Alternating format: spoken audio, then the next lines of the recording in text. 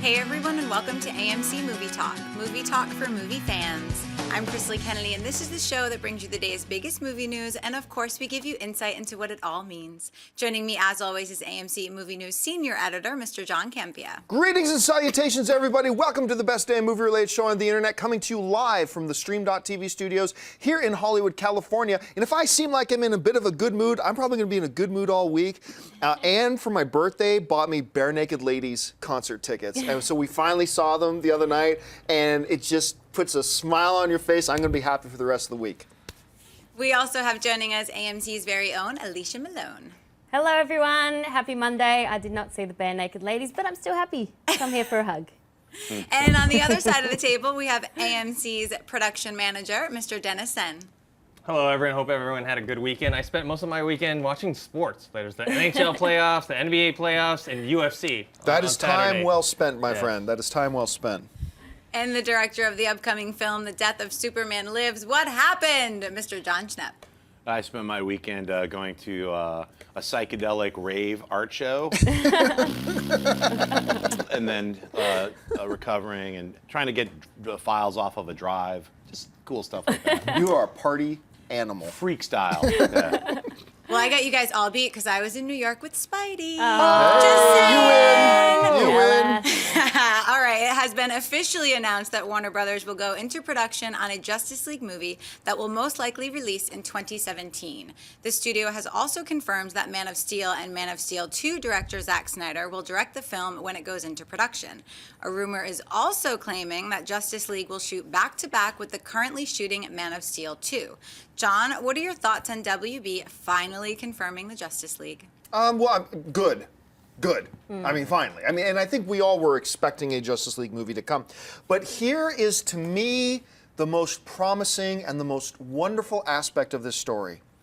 Warner Brothers is officially announcing the next movie before, like a frightened little child waiting to see how the next Batman versus Superman movie does before announcing it. You know, my biggest complaint about Warner Brothers and DC and how they've handled these DC properties, these iconic properties, has been showing no confidence.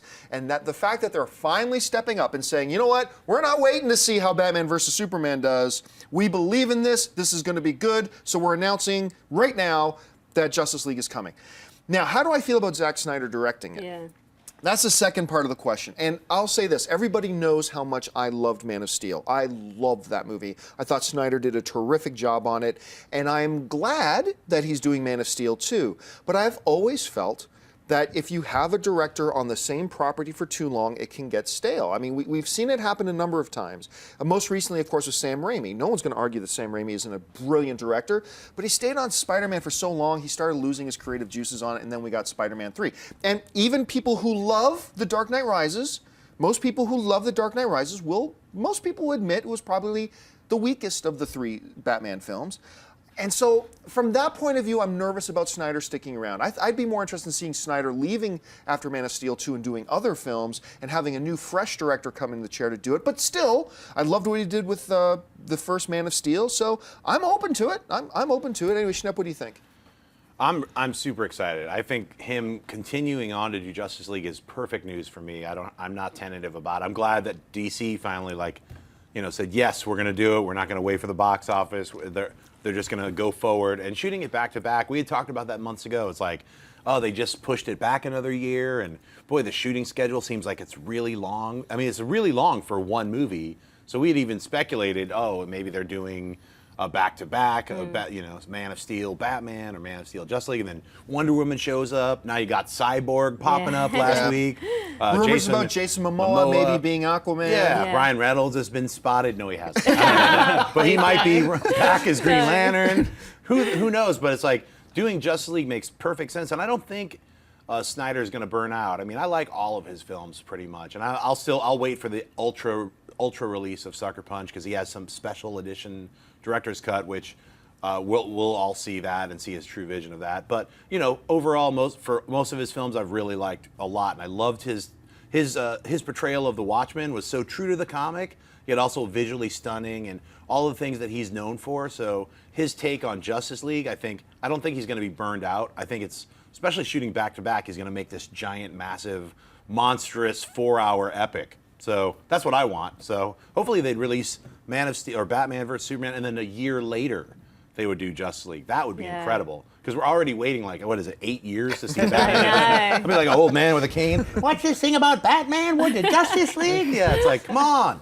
So hopefully it's only a year to wait. But it's great news. I think it's fantastic. Dennis? Oh, we all got a bunch of tweets when the news came out about Justice League. Justice League's confirmed. It's confirmed. To me, that wasn't the big news because we all knew Justice League was coming. You know, it was inevitable.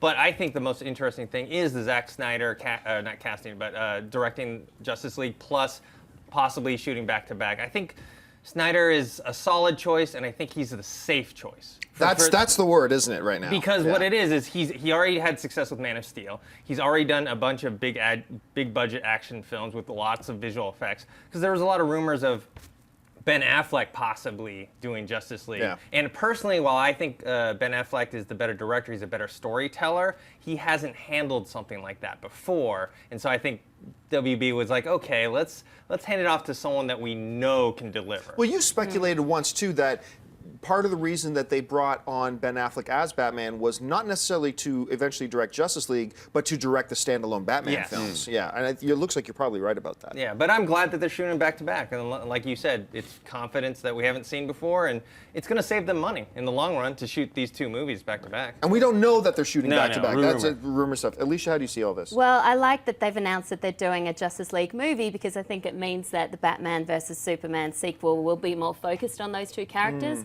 My concern was they were going to try and stick in all the Justice League characters, and then that became a poor version of Justice League. So I'm excited by that. I remain unconvinced about Snyder. I think he's a visually really compelling director. I love the way his films look, but I just don't think he's that skilled at handling a big ensemble group of characters. Like Joss Whedon had proved himself before that he was able to do that, and he did it so well in the Avengers that it's a hard task to do. But yeah, hopefully it comes out in 2017 and not 2018, because that means us will all be debating these casting choices for years to come. Well, we are 3 years from 2017, right? So there's no reason they couldn't do this and get 2017 in the mix. One of the things that a couple things that stand out to me, they said they're still non-committal about a Wonder Woman movie, about a Wonder Woman standalone movie, which to me is like, she is the single most iconic female superhero in the history of the planet Earth. I mean, how are you not sure you're going to do a Wonder Woman movie? But the part that makes me happy about this is I've been saying for years, ever since the first Avengers came out, that Warner Brothers, if they're going to do a Justice League movie, I've always said that I believe they need to do it in reverse from what Marvel did. Yeah. I don't believe that the right formula for Warner Brothers is individual film, individual film, individual film, individual film, then big team up. I've always believed that other than Batman and Superman, you know, not a lot of people know who Cyborg is outside of us core sweaty nerds. There's not a lot of people understand who a lot of people are.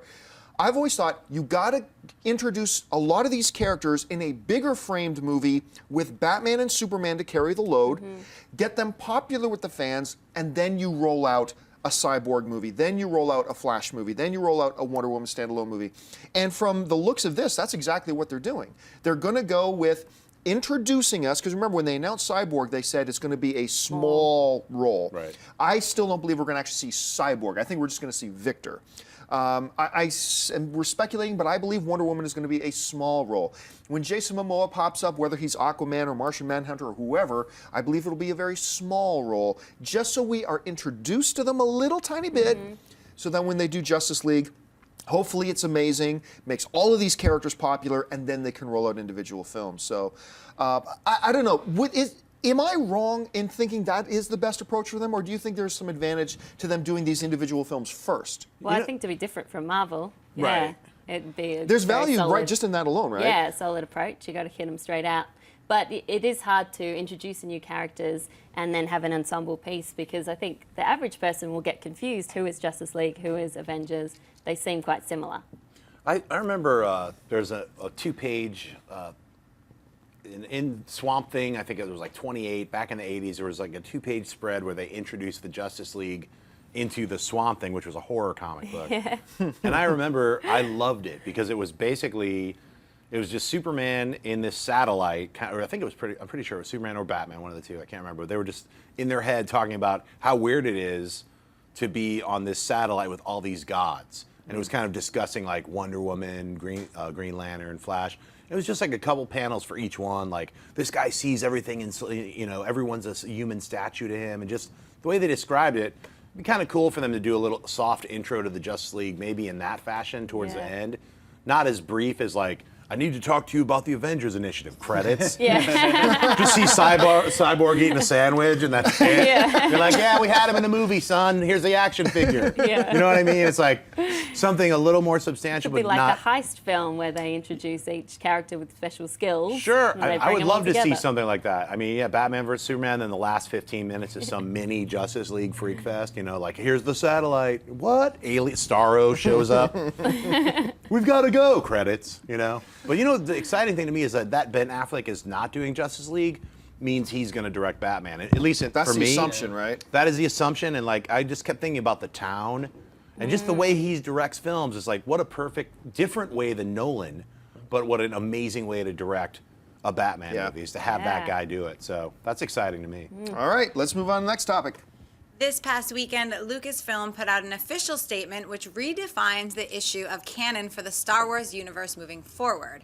Basically, up until now, all video games, cartoons, novels, and comic books are not canon. Moving forward, all new books, video games, etc. will be canon. Another significant change is that Lucasfilm has definitively stated that the Clone Wars cartoons are now officially a part of canon for a while for a long time they were not.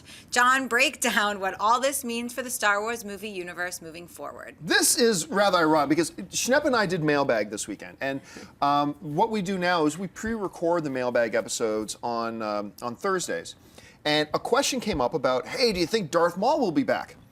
So we're recording on Thursday, the Saturday episode of Mailbag.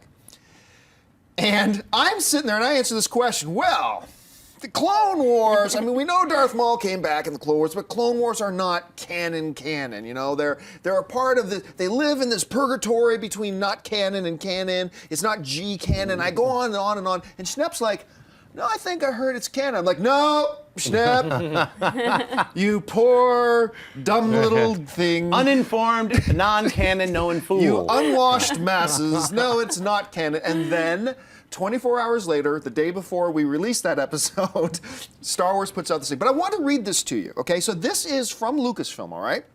Talking about the issue canon. If you don't know what canon is the official history. And it's spelled C-A-N-O-N. There's not two N's. That's a canon. Different, son. Yeah. All right. So it's the official history, all right? Now there's just tons of Star Wars novels, tons of Star Wars games, comic books, all this kind of stuff. So the question is, what is real in Star Wars? What is canon and what is not? And this was the Lucasfilm position on it before. I'm going to read it verbatim, okay? When it comes to the absolute G canon, the real story of Star Wars, you must turn to the 6 films themselves, episodes 1, 2, 3, 4, 5, and 6. You must turn to the 6 films themselves and only the films. So no Clone Wars. But now, in this newly released statement that came out the day after I said I used my Jedi powers. I was like, add the Clone Wars. Now the statement, once again, let me read that statement again. When it comes to absolute G canon, the real story of Star Wars, you must turn to the 6 films themselves and only the films. But now, things have changed. Now it's he, being George Lucas, set the films he created as canon. This is from the official press release the other day. This includes the 6 Star Wars episodes and the many hours of content he developed and produced in Star Wars The Clone Wars. So now Star Wars The Clone Wars is official canon. Nothing else is. So the heir to the Empire story that we all know and love so much never happened. Chewbacca being hit by a moon and being killed by a moon never happened. The Yay. stories of Rogue Squadron and Wedge Antilles never happened. Everything that has happened in the Star Wars expanding universe up till now has never happened. However now, moving forward, there's going to be a much stricter set of guidelines and creative control over novels, video games, and everything, because moving forward, all Star Wars novels, comic books, and video games are official canon. Now, I don't think that means that they're just going to do whatever, now the movies have to line up with them. I think just that Lucasfilm is going to exert a lot more control over a video game developer who wants to make a game to make sure what they make in their game is completely in line and not contradictory with where they want to go with the movies. So that's a big shift. But one of the things that I've always said was that even though the EU expanded universe, even though the EU is not official canon, and, you know, the Heir to the Empire stuff never happened, I always said that the creators of the movies moving forward are still going to be free to, even if they don't want to follow the story of Heir to the Empire, they're still free to draw on it. Now, here's a part of that official statement. We got this quote here, so let's bring up this quote.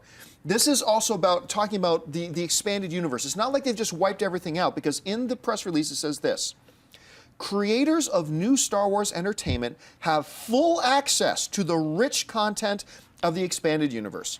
For example, elements of the expanded universe are included in Star Wars Rebels.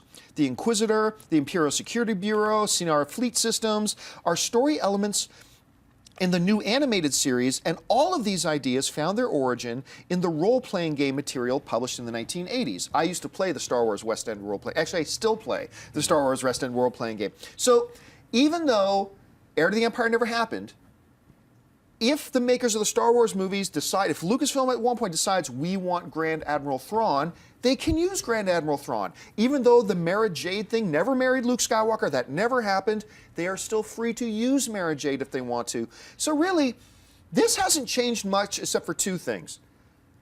Clone Wars is now official canon, and all new stuff moving forward is going to be official canon. Everything else is not, but still free to be used. So it's a really interesting, only interesting to those of us who are complete Star Wars geeks, granted, but this is a very interesting, this is a Declaration of Independence type of document for the Star Wars universe. This is the thing that pretty much lays out the groundwork and the rules moving forward. Right. Anyway, Dennis, you had a chance to read over this and hear about this news, your reaction to this new shift in understanding Star Wars canon. Well, to the casual fan, which is probably 95% of the people who are going to watch Star Wars Episode 7, doesn't mean a thing. They're gonna go watch the movie. They probably have seen the other 6 movies, and that's about it. But yeah, for the diehards, it's great news, because now there are a set of guidelines of what is actually part of the universe. I'm a little sad because one of my favorite Star Wars stories is Knights of the Old Republic, the video game. It has a great history. I wish that was actually part of the canon, but unfortunately, it's not.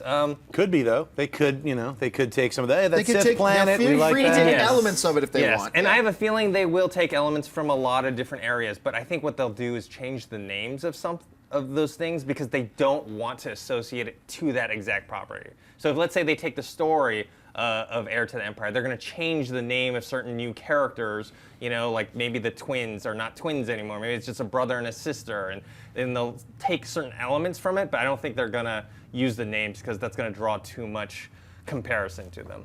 Shep? I was wondering, is the Star Wars Christmas special part of canon? I believe that is the other exception. Because it has to be, because that introduced the Wookiee planet Kaishak, and that's part of the Star Wars universe. It introduced Boba Fett. And he came. Then he's in all the Star Wars 4, 5, and 6. So. And I still celebrate Life Day. Yeah, I do too. Life Day, guys. You got to put on that Wookiee little smock thing, and hang out with Chimby and Chulpus and the Wookiee. Chewbacca's other family, Grumpy, whatever his name was. Life Day, guys. So yeah, I think they just missed putting that into the quote, but I'm sure Lucasfilm and Kathleen Kennedy, you guys will make a revision in about a week and say, the Star Wars Christmas special is also part of G canon. And my rap album, G Canon, is coming out next week. Is that with one N or 2 N's? It's one N. Oh, really? It's like I'm just doing all Boba Fett freestyle. It's a full-on rap album, all Star Wars-based themes. No John Williams bites. I'll beatbox for you. Beatboxing by John Campea. Look for it on all the interwebs. I think it's a great thing, because it's the best of both worlds. Like, I, as a kid, read Splinter of the Mind's Eye.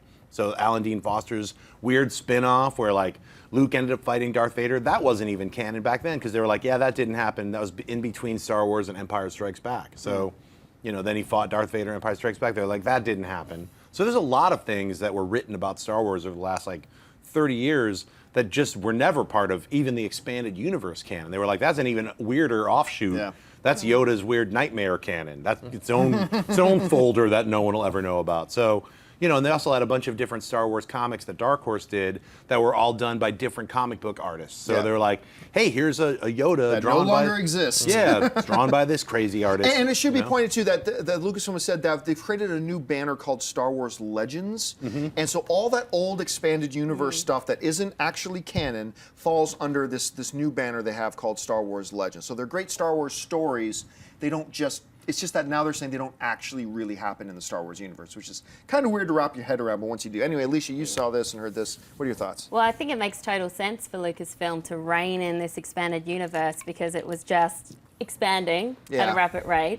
I think also it's really clever for them to put out the statement to say this before May 4th. It's coming, May 4th. More news slowly.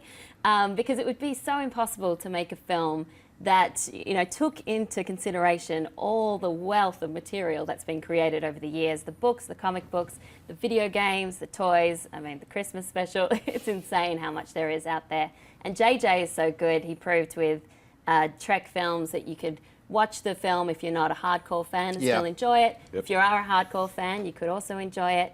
And I'm also excited by the fact that over the weekend, Harrison Ford, Carrie Fisher, Mark Hamill, all spotted in London, right near Pinewood Studios, and days before May the 4th. And didn't they all confirm that they're also going to be? They're all taking part in the Entourage movie. I believe that came out. Yeah, that all three of them are appearing in Entourage, which just really kind of confirms that they're going to be in this. All right, folks, we got to move on. Listen, it is that time for mailbag. I don't know how much time we got left here because we ranted on those two topics for a long time. But listen, if you've got a topic or a question you'd like us to address on the show, email us anytime at amcmovietalk@gmail.com. Now, we got 5 mailbag questions. We're going to rifle through these really, really quick. So, Chris Lee, what do we got? Tony Riney writes, hey guys, love the show and have been watching since episode 1. My question is about the Bad Teacher sequel. I really enjoyed the first one and heard we were going to see another film, but now there is a TV show based on the film. Does this mean the sequel is dead? As far as I know, they're still planning on doing a second film. How you do a film with the TV show at the same time, I'm not sure. Cameron Diaz is still kind of connected to it. So the last official word I heard was that they're still going to do both, but I've seen no progress on Bad Teacher 2. So as far as I know, it's still in the planning stages, but it may not happen. Have you guys heard anything different? Well, they announced the TV series with the sequel last year, Yes. so it's not like it came out of the blue like, oh, we couldn't get the sequel done, so we're going to do a TV show. Right. It's like, we're going to do both. Plus, you got, Cameron Diaz did well with the other woman this weekend, so I think that's going to help with getting this moving forward. But you've got Sex Tape coming out, which is Cameron Diaz, Looks Jason Segel, awesome. and directed by Jake Kasdan, who, if you go on his IMDb page, it still says Bad Teacher 2, that he's connected as producer and director, but it says Bad Teacher 2 is coming out this year, which we know is not going to happen. Right. I think as long as they put out Bad Teacher 2 at the same time as Justice League in 2019, we're all good. We're all good. What's next? Matthew Koss writes, hey guys, love the show. I wanted to ask about Charlie Sheen and if you think he could make a return to being a big movie star again. He has had great films such as Platoon, Major League, and Wall Street, but with his personal life and getting fired from 2.5 Men, I don't really know if he can. What do you guys think? A lot of people like to draw comparisons between Charlie Sheen and the Robert Downey Jr. situation, but the Robert Downey Jr. situation was a little bit different. Public perception of Sheen, and this is fair or unfair, but the public perception is that he's completely gone. Like, he's completely off his rocker. That's the public perception. With Robert Downey Jr., that wasn't the case. He was still doing great work. But he struggled with his demons.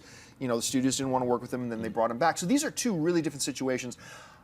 While I am still entertained by Charlie Sheen on the odd occasion that I get to see him, I don't think he will make a big resurgence again. That's so yes or no, Dennis, could we see Charlie Sheen make a big resurgence? I don't think so, because he was big in the 80s and part of the 90s, but he was already, before even all the crazy stuff that happened with him, he was already fading as a movie star, and so I just don't see it happening.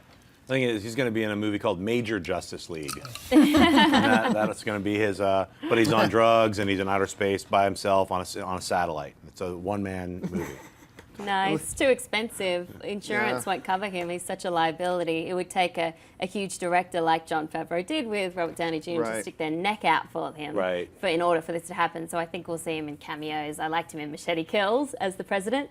That was a funny little thing, wasn't it? Estevez. Yeah, I like that kind of thing. So I think we'll see just more of Which that. is his real name, if I'm not mistaken. Yeah, Carlos it is. Estevez is Charlie Sheen's real name. Yeah. All right, what's next? JR writes, I was surprised to see The Other Woman top this week's box office, ending Cap's run at #1.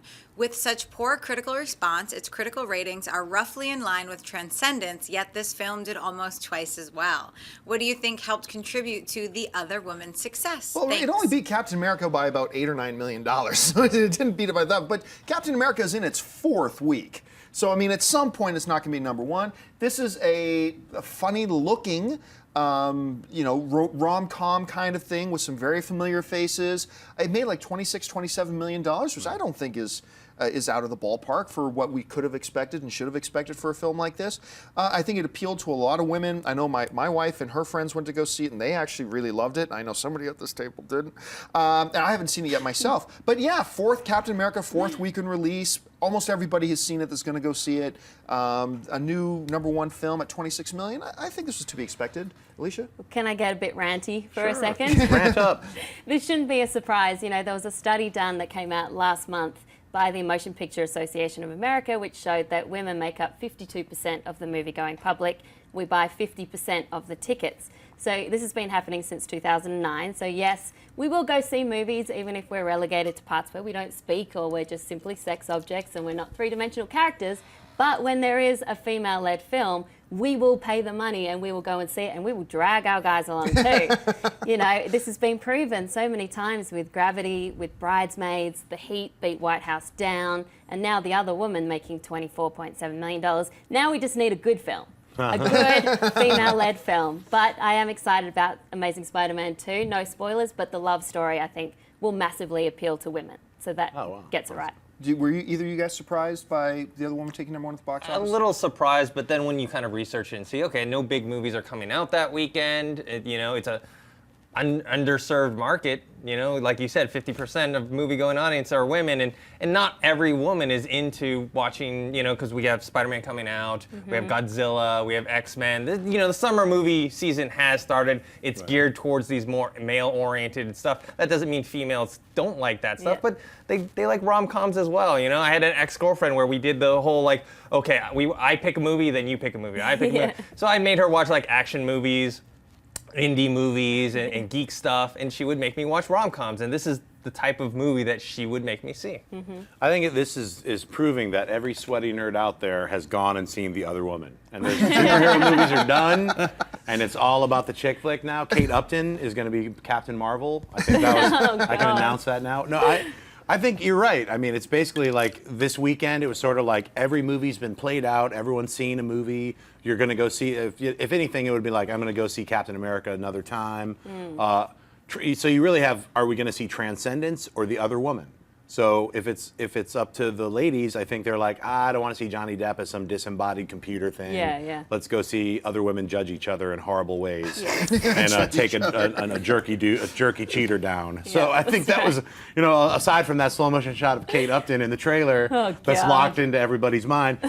I'm sure they were like, oh, it's funny, and this guy, what's her name, Leslie Mann, she's always really fun. So do I want to see it? Eventually, yeah. Was I racing to go see it? No, but you weren't racing slow motion. Right, slow motion. You have to go on YouTube and see that clip. Yeah. Okay, we got to hurry this up. We're just about out of time, but we do have 2 more mailbag questions we've got to get to. I'll just answer them myself really quick here. So, Chris Lee, what are the final 2 questions? Jason McLean writes, in light of the recent news this weekend regarding the owner of the LA Clippers and the disgusting comments he made about minorities, do you think the same type of shameful thinking is lurking behind some closed doors in the film industry?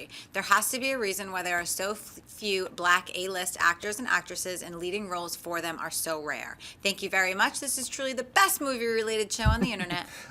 So just to address that quickly, well, if you haven't heard about what's going on with the LA Clippers owner, you should look it up because it is really, really disturbing stuff. But is that type of, horrible racism existing in Hollywood today? Well, I'm going to suggest no to that level. Are elements of it still alive and kicking today? Absolutely. We got to address them. We got to take care of them. But I think as a whole, remember, this is liberal left-wing, Hollywood at the worst. Also, remember, off the top of my head, I just jotted these down off the top of my head. I'm sure if you research it, you'll find a lot more. Films led by black actors, just in 2013. Fruitvale Station. And these are wider films that you could have gone to in your town and watched at a theater, not smaller, tiny little independent films. Fruitvale Station, Peoples, 42, 12 Years a Slave, which also won Best Picture of the Year, After Earth, Snitch, G.I. Joe Retaliation, The Butler, Two Guns, Best Man Holiday, Temptation, Confessions of a Marriage Counselor, The Call, A Medea Christmas, Mandela, Long Walk to Freedom, Baggage Claim with Paula Patton and Taye Diggs. So those are just off the top of my head, a whole bunch of them. Now remember, in America, the last census I read, I believe 12.9% of Americans identify themselves as African American, and I think that we are getting closer and closer to having a proper number of, or at least a more accurate ratio, if you will. Is there still work to be done? Absolutely, there's still work to be done. But I think these types of numbers, and you read off this huge list of movies that were led by black actors, you know, relative to the number of black actors working in the industry, I think we're on our way. And so I think also Hollywood is all about making money. If they think for a second that putting a purple gerbil as a lead actor in a film is going to make them $100 million, you're going to see a slew of purple gerbil movies. I want to see that movie. I'd like to see that movie too. Sanjo, the purple gerbil. I don't think, honestly, I don't think Hollywood sees in color. Starring Richard I Gere. think they see in dollar signs and what they think will make the money, and that's it. So greed kind of helps there. But I think this kind of a list points that we're heading in the right direction. Look, there's a lot more we should be saying about this topic, but we're almost out of time. So let's get to the last question really quick. Perch Hove writes, I've been wondered for a while now. You guys always say Spider-Man is owned by Sony and X-Men is owned by Fox and so on. So I'm wondering what the difference is between, let's say, Spider-Man and Snow White or Hansel and Gretel. They're both stories, right? I can tell my kids a story about Spider-Man and I can make a Hansel and Gretel movie and no one will say anything. Why can't I make a Spider movie with the same ideology? Thanks again. Once again, not a lot of time to go into this in depth, but look up the whole doctrine of public domain. A lot of these stories like Hansel and Gretel, Snow White, like a lot of these older stories fall under what's called public domain, where anybody is free to take that material and make a derivative of it and make something around it.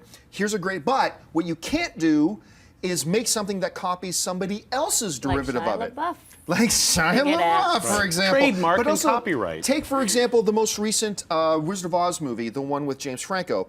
It was called Oz the Great and Powerful, right? They were allowed to make a Wizard of Oz movie based on the original material, which is now in public domain, or at least they had the rights to that one book, right? But what they couldn't do is reference anything that's in the classic Wizard of Oz movie that is not also in the book. So anything that the Wizard of Oz movie made up and created, Oz the Great and Powerful could not copy. So I'd encourage you really to look up the meanings of public domain and what properties fall in public domain and which ones don't. Spider-Man does not fall in public domain. Hansel and Gretel do. So any studio can make a Hansel and Gretel movie if they want, based on the original story, not any derivatives.